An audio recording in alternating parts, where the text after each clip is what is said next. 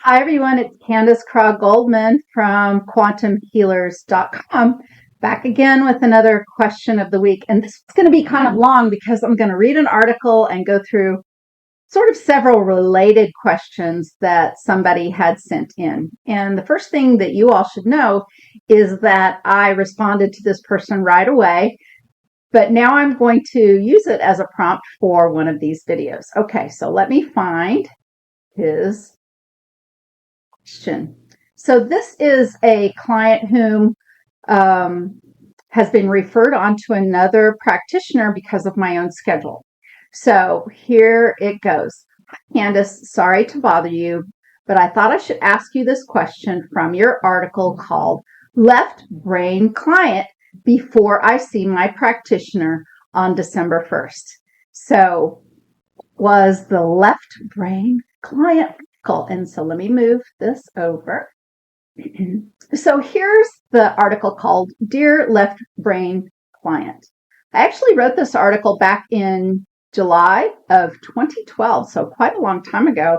The time of this recording, that's, what is that, 11 years? That's more than 11 years. But I'm going to go ahead and read the article first so that you can see where some of the questions came in reference to the article. Okay.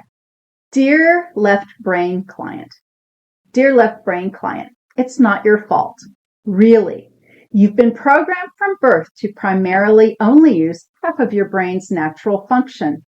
Our Western society's institution of education and government and workplace have marginalized our right brain. Our intuition, our imagination, and in my opinion, this has been to our great detriment. Think of all of the times as a child you were told to get your head out of the clouds, that there was no monster in the closet, that your imaginary friend wasn't real. To stop daydreaming, to stop pretending or making up stories, things were labeled only a coincidence or merely a figment of your imagination. What your parents, teachers, and others did was effectively switch off half of your brain's function. They mostly didn't mean to do this. They were taught the same thing when they were young, and this just perpetuates. Sure, we need our left brain. Without it, many things would dissolve into disorganization and chaos. But what we really need is a balance. We use our whole brain, and our poor right brain has gotten a really bad rap. Well, we have a little work to do now to begin to undo this. Left brain thing is the only thing that's important programming, but it is possible. When you live a life led overwhelmingly by logic and analysis, you're living primarily from your left brain. You could think of your mind as fueled by a kind of a dual engine brain, which is much like a dual engine airplane with only one working engine, right? If you're only accessing that part of yourself. If you're very methodical, logical, analytical, your right brain is probably very much like a rusty engine. And we need to get the grease gun out, lubricate the mechanics, refuel, and get that right brain baby running before our quantum healing session. All right. Can you do this? Absolutely. Your right brain is right there waiting on you to turn the engine on over to wake it up, and you can start immediately. There are many ways to engage your right brain, and in the coming days, I will share a few concrete examples you can do during your regular day that can help. Here's one thing you can do that is probably the most important thing to have a successful session. It's just a statement that you need to hear, digest, and integrate into your world before knocking on my door before our appointment. You need to fully accept this statement to break out of a lifetime of left brain programming. Here it is. Are you ready? You will have to trust your imagination 100%. That's right. Actually trust it. You have to trust your imagination so much that you might possibly have to do something that might sound utterly ridiculous to a left brain person. You will have to agree simply to make it up. There's a difference there between fabrication and make it up. I can get into that, but I won't do that right now. That's right. Make it up. You will, in essence, make up a daydream with me. And I promise you, if you jump into that daydream with both feet and allow me to help you, allow me to guide you, you will absolutely open that door to your soul and begin at last to find the answers for which you are looking and healing that you seek. Your higher self, your soul itself, communicates with you in your dreams every single night. Dolores would have called that subconscious. It communicates with you using premonitions, gut feelings, and daydreams in your imagination, and symbols and stories and fanciful ideas. We want to talk to your higher self in your session, not your everyday logical left brain conscious mind. You cannot access your higher self or your soul using logic. Let that sentence sink in. You can't access it using logic. Overanalyzing will cause it to wither, fade away, or, not be as present anyway. Let me tell you a little story. Just a couple of weeks ago in Arkansas during advanced training with Dolores Cannon, a story of remarkable healing was told. The woman, a quantum healing practitioner herself, was once a demonstration subject to Dolores in a class several years ago. I actually reference this story a lot. During the session when Dolores asked the SC, higher self, to heal the severe esophageal erosion and reflux disease that made her life miserable, her logical mind began to doubt and disbelieve the entire process. This woman, being a demonstration subject, was keenly aware there were students observing, taking notes, and hanging on every word of the session. Plus, she was there with the amazing in-person Dolores Cannon herself, right? And at that moment, her analytical mind, her ego self, did not feel that her higher self was there. She listened intently, waited for something magical to happen, and felt absolutely nothing. She remembered what Dolores said to her in class about using her imagination. She felt it was her only option. She was going to have to make it up. She thought she could not possibly disappoint Dolores in the class that was watching her, so she did. She made it up. And as she began to create a story within her mind, she suddenly, in her mind, saw big streams of blackness leave her throat. Internally, she was stunned. I remember watching her do this. I'm taking a break from the article for a second, and she made these references with her hands like this. She said, when she awoke, meaning when she was brought to everyday conscious aware state, she had no more pain in her throat. Her esophageal pain and reflux, a problem she had for many years, had disappeared, never to return. Standing at the seemingly closed door of her soul self, she used her imagination to unlock the door and open it and access it. I'm making it up. Do understand and realize the more that you open yourself up before your session, this is crucial. You kind of have to try this out a little bit before you get going. The more you practice and allow, the more you make up stories, the more you daydream, the more you meditate or play the fabulous what-if games, the more you simply shake up a rigid left brain daily routine or life, the better your outcome will be at the session. And here's something wonderful about the right brain and its activities and function. You cannot do anything wrong. You can only balk and not do it at all. You can only balk and not do it at all. It's completely up to you. All right, so that is the article. Right, so let's get back to the questions. Okay, all right. So back again to the letter. Sorry to bother you. I thought I should ask this question from the article Left Brain Client. All right. The lady in the article is conscious when Dolores asked the SC, may I speak to the SC? Did she say yes to that? Yes, she said yes. Okay, can we speak if we are seeing or feeling the answers, or do we just leave it to the SC to speak?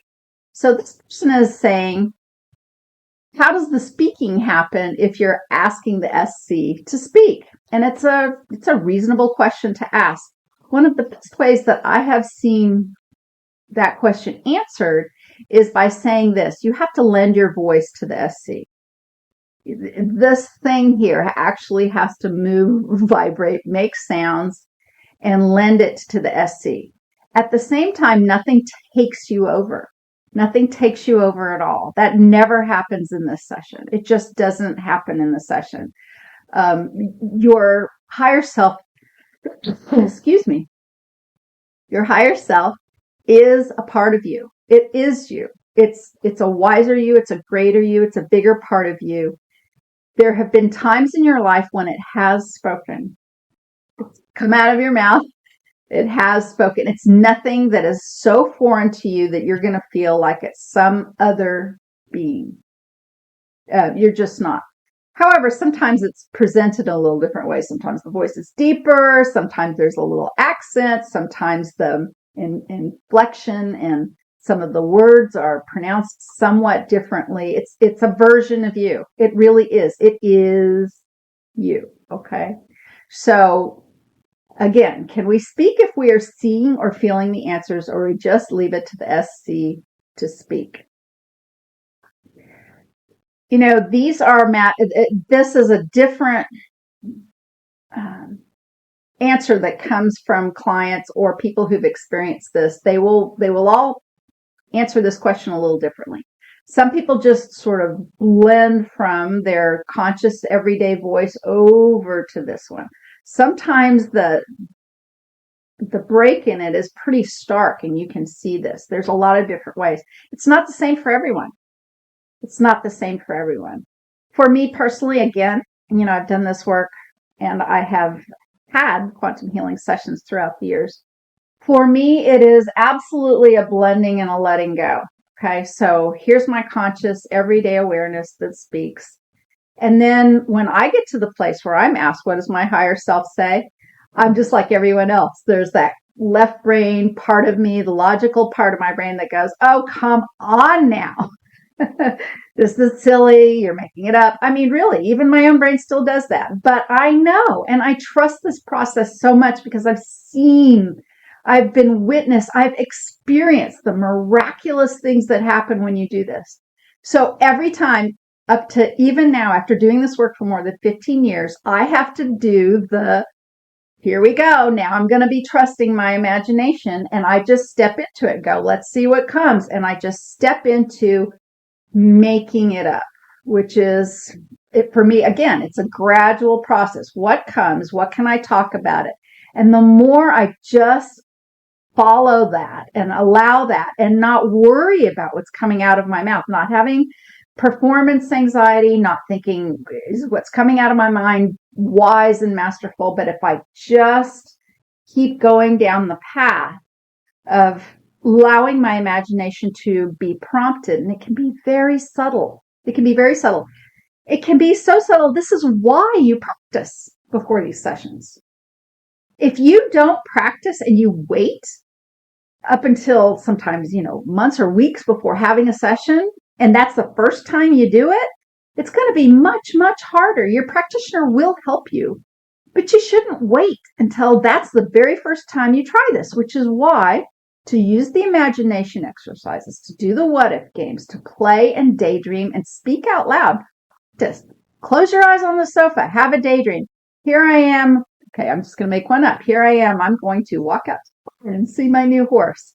And then I just follow my steps and see what happens. It's a cold day outside. As a matter of fact, it really is cold here. We've got snow and ice on the ground.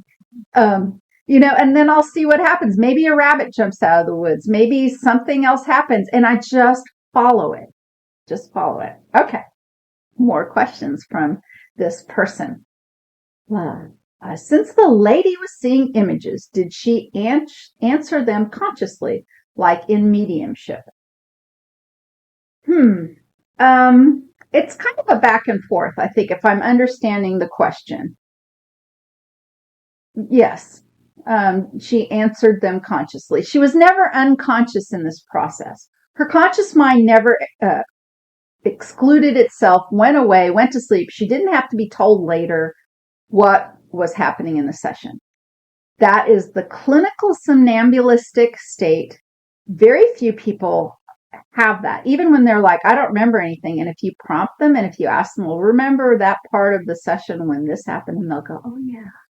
It's kind of like a dream. It's very much like a dream. There are some people who are like, I don't remember a thing. They are so rare. They are so, so rare. Again, another discussion for another day. Does it happen? Yes. Does it continue to happen? Yes. But by and large, the majority of people just are not somnambulistic. They're just not, both in the clinical sense and or in the way that Dolores Cannon also described it. To Dolores's credit and to support her in the statement, I will say this. When she first started this work, again, this is back in I think her very first working with Johnny was in the 60s, 1970s, 1980s. Yes, I do believe that a great deal of those clients were somnambulistic. Not all of them. I'm sure not all of them. But I imagine a great deal of them were for her to be able to make that statement. But by the time I came along, by the time most people came along, we were accepting with our conscious mind what was happening in a session. We just were. And it happens. And even more people remember it now after all these years. So the client says, this is so confusing. Well, I hope this video and my answer was helpful in that. Okay, and just a few more questions. So I'm going to just go through all of them here because this is a real person who wrote this real email. In most of the Dolores videos that I watched, it felt like the client wasn't speaking consciously. It felt like trance mediumship. Okay, so I don't know which videos this person watched. There aren't too many out there that are available where Dolores is actually doing a session and it's on YouTube or whatever. I mean, obviously there's some in the class materials. I don't know if this person ever took the class. It felt like trance mediumship. Well, yeah, it kind of is this, meaning you are in a relaxed state. What's a trance? It's a relaxed state. Mediumship, well, that's typically speaking for like, your grandma who's passed on or somebody else, something like that. But it is a form of mediumship in the way that you are speaking, lending your voice again to your higher self, to your soul self, to your SC. Okay, so there are some great similarities there. Absolutely. All right. So do we speak or does the SC speak, controlling our voice? Again, I've already answered this, but I'll answer it again. Your voice speaks. Does the SC take over your body and take over your voice and speak without your body kind of agreeing to that and allowing that and partnering with that? I say no, it doesn't. No, it doesn't at all. But the confusion is sort of when your eyes are closed and you're trying to decide, because you are partnering with the SC doing that. You're partnering. So it might, in your mind, if you don't practice this, if you don't access this at all, if you don't do some of these exercises, you might think, okay, now this is all ridiculous and this isn't the way it's supposed to be, and something is supposed to take over my body. And I do not agree. Although when the SC fully steps in, there's a power there that feels very expansive. It's usually, sometimes you can even see it in the client. Their chest comes up, their shoulders go back, their voice gets stronger.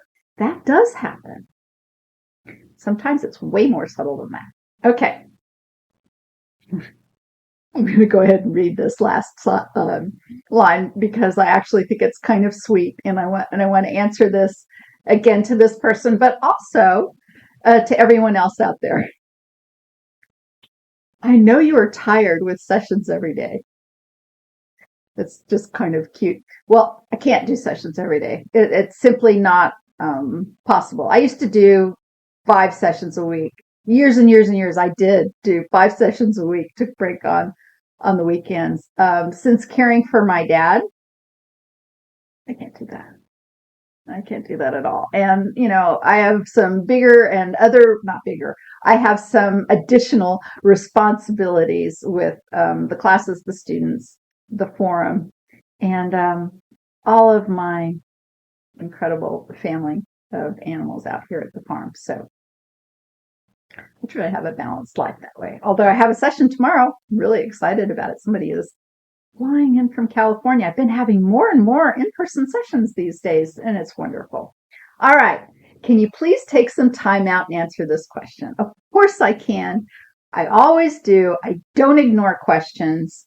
And we've already answered this person directly, but I wanted to repeat the questions and make this little video. Now, those of you who are watching this video, if you are a practitioner, and if you're a practitioner on our forum, please ask these questions on the forum. Or if you don't even want your question connected to your name for some sort of reason, say that in your email. I want to ask this on the forum, but I don't want to use my name. I don't know why anyone would do that, but because it's a perfectly safe and acceptable place. I'll ask your question. I'll post your question. And then the benefit of that is, and the benefit of our forum, first of all, there's archives, 15 plus years of the same questions, including these, asked for 15 years. We've been answering this question for more than 15 years, and very little has changed. It's the same stuff. But when you ask on our forum, first of all, you can go see how all the other practitioners, thousands and thousands and thousands of them over the last 15 years, how they've answered that question by using our very wonderful new search engine on our new platform. You can even say, how did Candace answer this? How did, other people that you might know who practice the work, who are in our community, or who ever even have been in our community. You can look up how they've talked about things over the years. It's some well-known names that you probably follow in other ways out here on the internet. So know that. And this one is big. This is huge for me. Okay. For those of you who are practitioners, BQH, QHHT, any of the other quantum healing type modalities in this family, in this constellation of different approaches, when you ask those questions on our forum, not only are there the archives, not only are there thousands of people who can and have answered this, not only do we have wonderful, loyal, incredible people who will answer that question, but you will get their versions of the answer.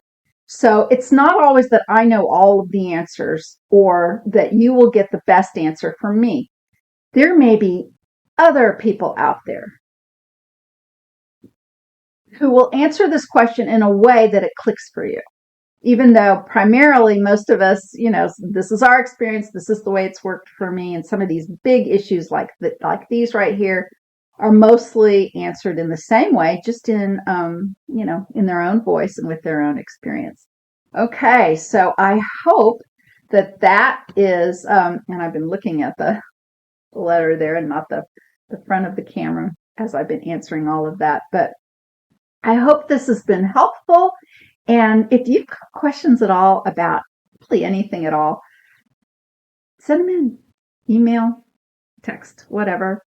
Put them in a comment underneath this video, both on YouTube or Rumble or any place else that you'd catch my work. And that's it for now. Again, if you are a quantum healer of any kind, or even a healer of any kind, you are welcome to join us at quantumhealers.com. We share information across modalities, and I have found that is the richest place right now for people to get even better at their practice. Here's an example.